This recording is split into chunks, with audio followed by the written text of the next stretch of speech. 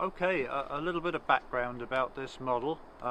The original locomotive was a one-off, and it was really the swan song for French steam, and it was designed by a gentleman by the name of Marc de Casso. It's a Baltic locomotive, which means the wheel arrangement is 4/6/4. In America they call those Hudsons, but the French got there 17 years previously to the Hudsons, and they were designed to haul trains to the Baltic coast.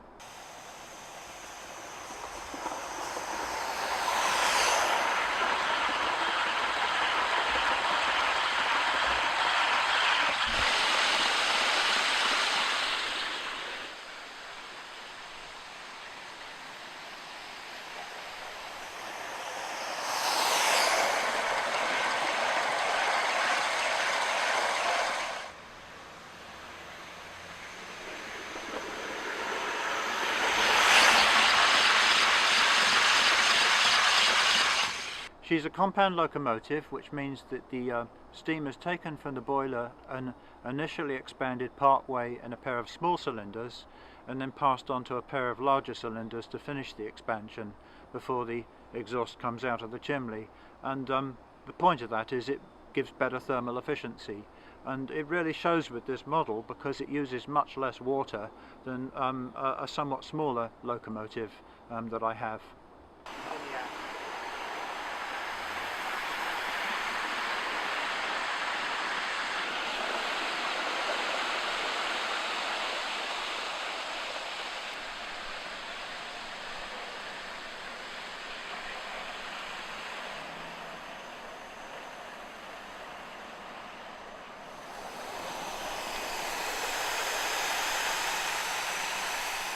Drawbar horsepower was a sustainable 3300, which is pretty high.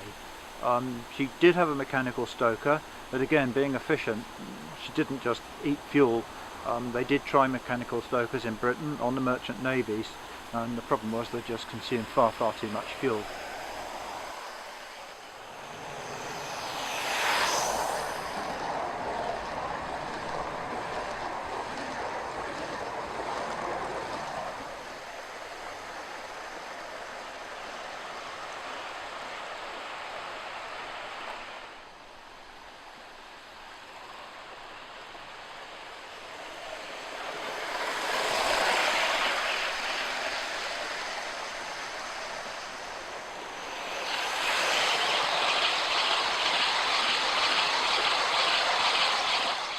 She was pointing the way towards what was possible with steam, but it was too late because electrification was coming, and that's why she remained a one-off.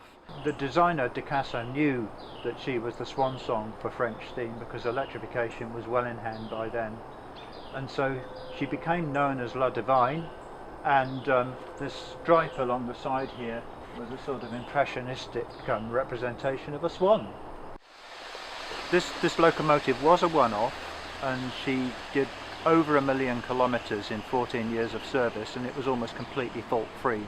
The design was really mature and complete, even though she was a one-off, and if they'd gone on to build a whole fleet of locomotives, they would have been highly efficient and effective. And so it's a great shame really that something so well conceived and so well executed came to an end with just one model.